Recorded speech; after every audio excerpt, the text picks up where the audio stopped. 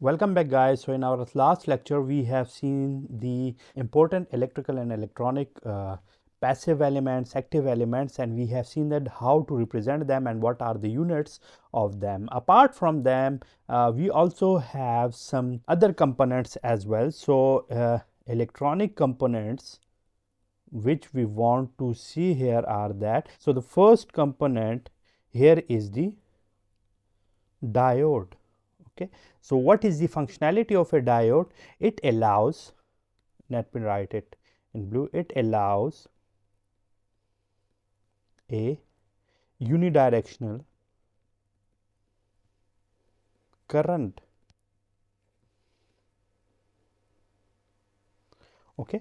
So it allows the unidirectional current, and in order to represent it we usually use a symbol or schematic which is like this one. Okay. So this terminal here is called the anode, which is represented by K, and this terminal is called cathode, which is represented by K. Okay. So this is basically a diode. Another very important component which is like this one is the buffer. Okay. So what is a buffer? It basically shows the direction of flow.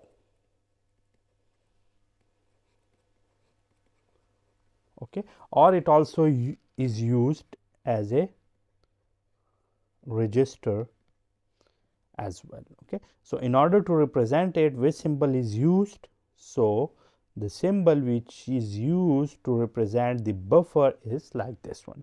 So these are the two very similar components which we have seen here. The third very similar component here is the NOT gate or the inverter. Okay. What is this used for? It inverts the input signal or usually bits. Okay. So it is represented by the same buffer, okay, while the bubble at the end of this. Okay. So that is basically the NOT gate. So we have seen that these are the components here. Similarly, another very similar component here is the Zener diode. Okay. So Zener diode is also a type of a diode which also works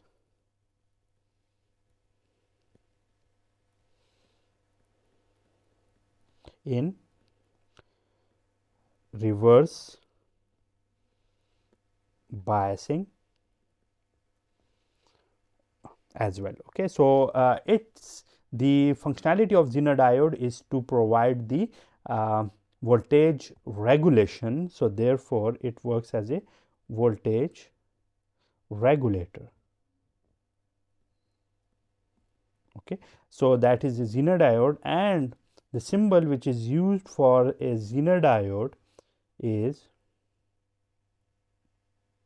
like this one. Usually some people write it like this one, while others also write it like this one as well. So this is usually mostly used. Okay. So this is mostly used symbol. So that is about the diode. So here we have, this is 1, 2, 3 and 4. Okay. So these are some components. Apart from them, another very important component we have is the transistor. Okay. So transistor is basically composed of this trans and resistor.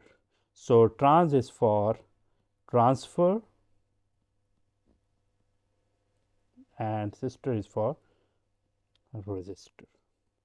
So you can see that it is used for the transferring of the resistor, and the functionality of it, the functionality of a resistor lies for as a switching in electronic devices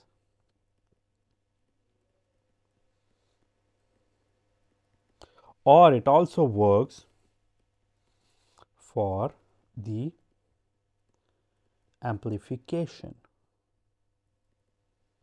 So, there are basically mostly used two types of the transistor. The first one is the bipolar junction transistor,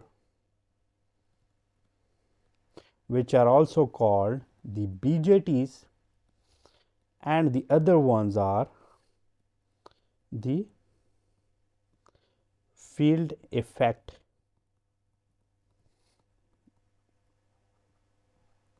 transistors, okay, and these are also called FETs.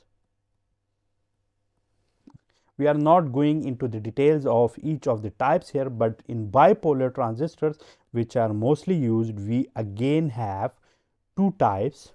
BJTs has two types. What are those types? Let me move down. What are those types? One are the NPN transistors and the other ones are the PNP transistors. Okay. So, NPN transistors are usually represented